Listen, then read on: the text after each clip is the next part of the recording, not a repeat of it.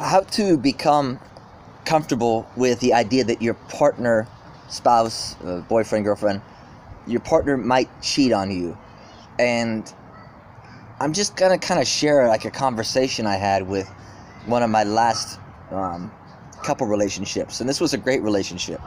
It was honest, and we loved each other, and she understood my views and concepts about commitment and what love means. That the day may come that we might not be together, but we're gonna be cool with that. And still, this was kind of a warning sign, a red flag, and I thought, uh-oh. When this conversation came up, I thought this could undermine the whole thing. And it was about the idea that I might someday cheat on her would be like devastating. And it's almost like she needed or felt like she needed me to say that I will never cheat on her. Which, I'm a person of integrity and honesty. I've never cheated on anyone. I set a high standard for myself. But part of that integrity too is to not make promises that I'm not certain I can keep. And so I didn't make that verbal promise. Because, you're out and about, and I know when I am attracted to someone, if I've been drinking, partying, there's a potential that I might do that. I don't know, but the point I tried to make to her is whatever words I tell you are just words. So, but if the idea that I might cheat is going to be devastating and a huge rock your world, then that is always going to be an issue in our relationship. You're not going to trust me. I need for you to get comfortable with the concept, the idea, the possibility that I might cheat on you and still be okay and still realize, not fake it, but convince yourself, I'm going to be okay. Life still goes on. We might not be together, but there'll be something else out there for me. I can be happy again. I can move on. I hope this is making sense to you. So it doesn't matter. Look, people go up to the altar, right, in front of friends and family and God and promise to stay together, promise that they'll be faithful, and still, it doesn't always work. So the words are just words, and I reference that song by Depeche Mode, Enjoy the Silence. Words, really, they're meaningless. That person could be completely full of it. They could be a psychopath, a pathological liar, simply trying to trap you. The words can be meaningless. Short of that, even if they mean it, if they're sincere in that moment, still, people break their word. Things happen. And that's just being aware and an adult. And look, neither one of us were kids. I was 45, she was 55 or thereabouts. She'd been married a couple times. She's been around.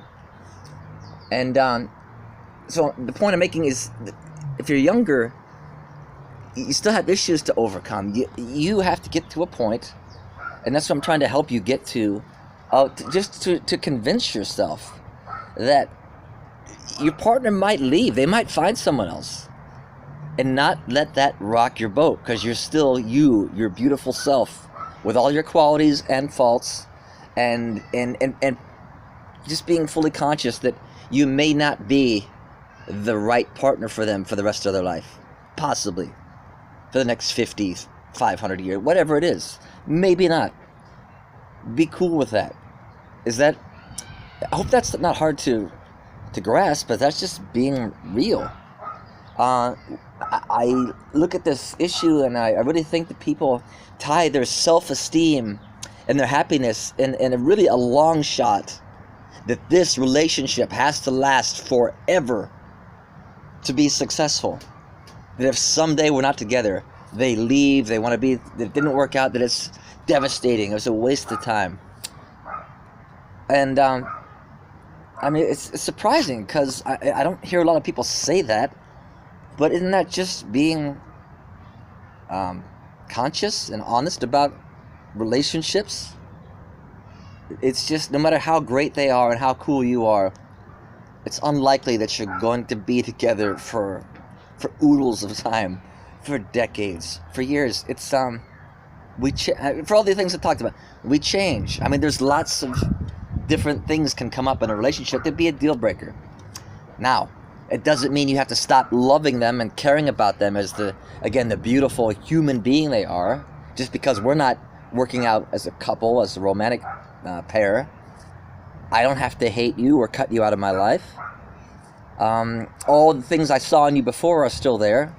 Just, we're not going to be truly as happy as we could be in this life. It's just an adult concept, and when you get to this level of maturity and understanding and been through things, it's not sad. I'm not trying to be a burst of bubbles or be a wet blanket. It's just being honest and realistic, and then we enjoy it while it lasts. Not put our all our eggs in this basket that this has to work out. I still have my other friends and other things going on in my life to keep me happy. And no matter how crazy you are about them, it really shouldn't rock your boat. It just shouldn't. You were happy before you met them. You will be happy again. The faster you can get back on track and not let this baggage weigh you down, slow you down, or put walls up, then, I mean, the happier you'll be. The faster you'll move on to that next person that you'll learn from and have experiences with, and hopefully grow together. So that's the basic concept. No matter what your partner says, don't look for that boy, they told me that they never cheat, they never leave. I mean, look, doesn't matter what they said. They could be lying, they could just be, that's just words. And sometimes people say words just to make you feel better. And I think she expected that from me. I would just tell her whatever she wanted to hear. And I'm not like that. It's honest. I said, it doesn't matter what I say to you. I can say anything. If you can't convince yourself that it could still happen and still be cool, you're never going to trust me. You're going to wonder who I was with. Snoop on my phone. And you'll never fully... And that is always... It's an issue. It will sink the relationship someday. It might sound cliche, but if the trust isn't there, you don't have anything. You got to trust me. And when someone trusts you like that, this fuels the passion and the magic of that relationship. Okay, so I hope that makes sense, guys. About the book, I'll keep the videos coming here and there. I've got other projects too, my world peace plan, my unified theory, my novel I'm working on, my music, and I hope that you get to that point in your life where you want to contribute in the way to this world and live the life you want to live. And if you think I'm crazy, that's cool too. I want to be free, and I want other people to be free, to be themselves, to speak their mind, and I'll be that contrarian, revolutionary. I'll take the scorn or whatever. I want to help people. You get to a point in your life where you just get so disgusted with things you see around you that, and then you also come to grips with the fact that you are mortal, your life is finite, someday you're going to die, and you don't want any regrets. The faster you can get to that point, then you'll find your freedom. Hope that makes sense, guys. Wish you well. Have a good day.